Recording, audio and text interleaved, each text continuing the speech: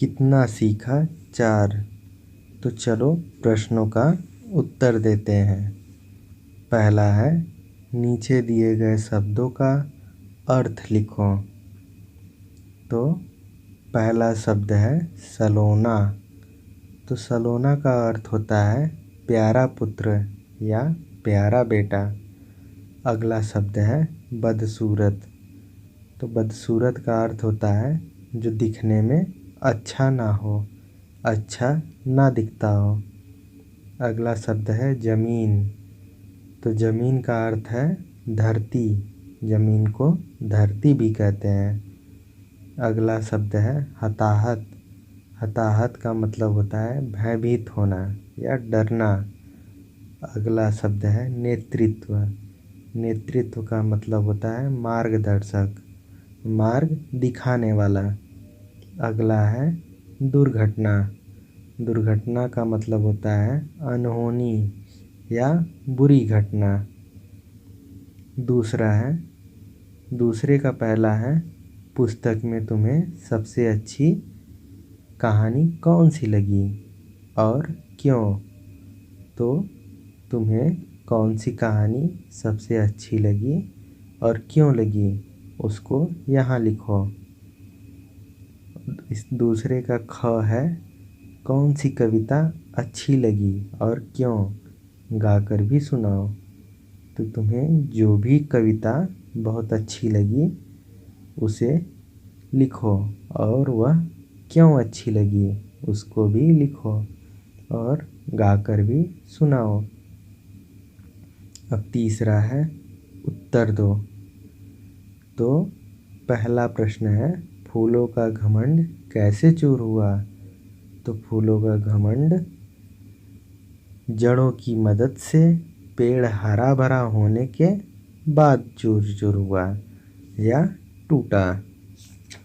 अगला है, तारक कछुआ समुद्र तक कैसे पहुंचा और उसने वहाँ क्या क्या देखा। तो तारक कछुआ पन्ना और पंखी हंसों की मदद से वहाँ पहुँचा और वहाँ पर ऑक्टोपस, व्हेल, डॉल्फिन, स्पंज, घोंघा, केकड़ा, झींगा, सितारा मछली इत्यादि देखा। अगला प्रश्न है, सुभाष चंद्र बोस ने जवानों से क्या कहा। तो सुभाष चंद्र बोस ने जवानों से कहा कि तुम मुझे खून दो, मैं तुम्हें आज़ादी दूंगा। अगला है कि बच्चों को भगा देने से घमंडी के बाग पर क्या प्रभाव पड़ा।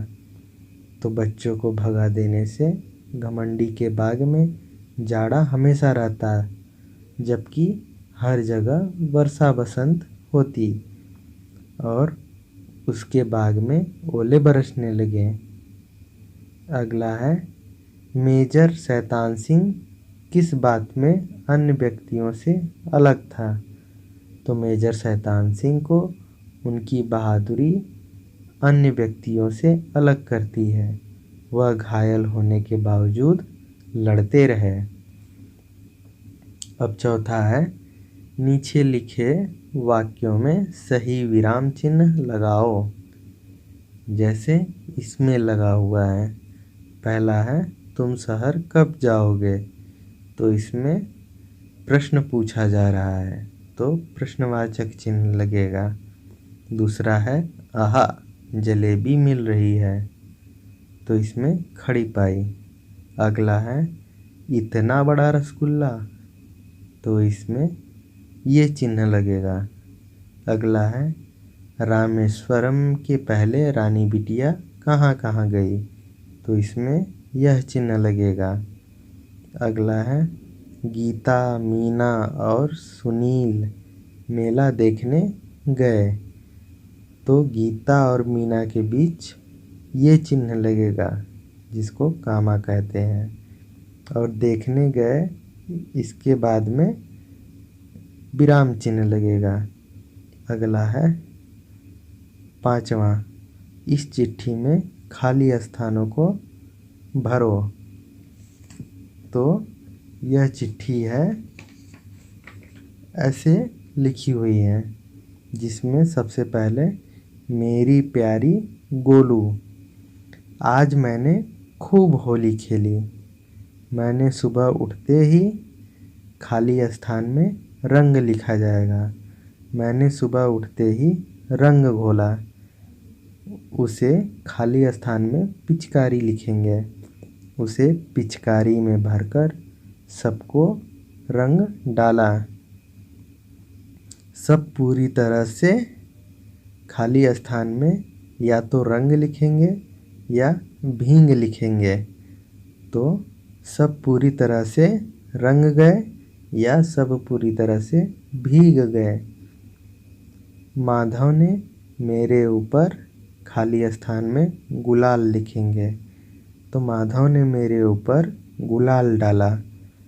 बहुत खाली स्थान में मज़ा लिखेंगे। तो बहुत मज़ा आया।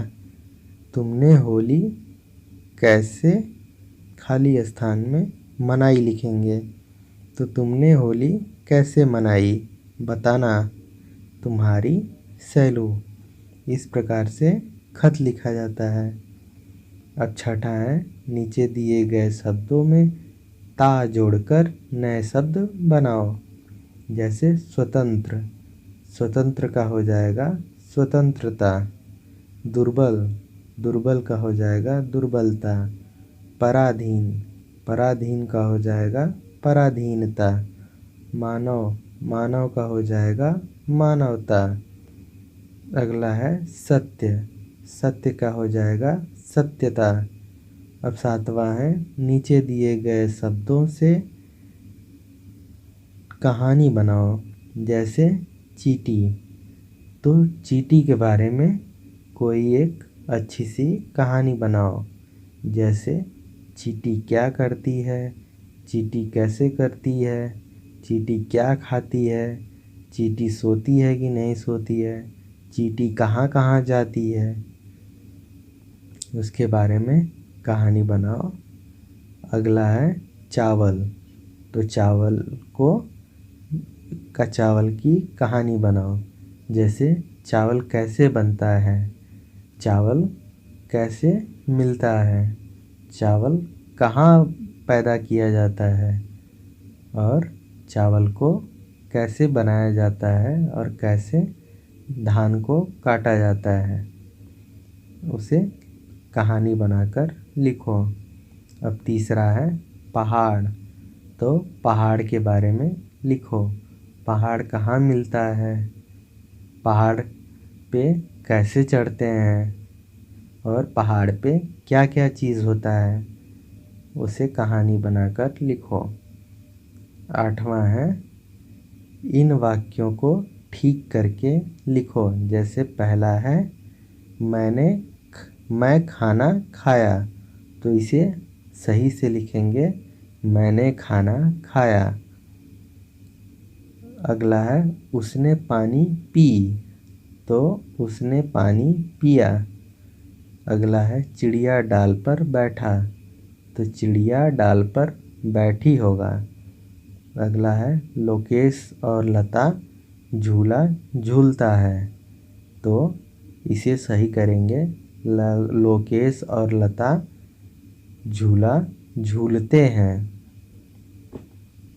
आगे सबसे आखिरी में है शब्द खेल, तो इसमें बहुत सारे शब्द दिए गए हैं। तो सबसे पहले इन शब्दों का समान अर्थ वाले शब्द ढूंढो। फिर उसके बाद इन शब्दों का विलोम ढूंढो। उसके बाद इन शब्दों के सभी शब्द से तुकांत शब्द मिलाकर उसे ढूंढो। इस खेल को गोटी की मदद से खेल सकते हैं। पासा नीचे वाले चार्ट पर जहाँ गिरेगा उस शब्द के साथ आगे बढ़ेंगे। मान लो पासा विलोम पर गिरा, तो फिर आप रात से शुरू कर रहे हैं। अब रात से शुरू कर रहे हैं, तब आप दिन तक आ जाएंगे। इसी तरह यदि पासा तुकांत पर गिरा तब बात तक बढ़ेंगे। इसी तरह बढ़ते जाएंगे। यदि चाहे गए शब्द खानों में नहीं हैं तब उन शब्दों को बोलकर बताएं और दोबारा पासा डालकर आगे बढ़ें। नहीं बता पाने पर एक बार खेल से बाहर हो जाएंगे। इसी प्रकार इस खेल को आपस में खेलें और समझ में न आए तो बड़ों की सहायता से इस खेल को खेलें।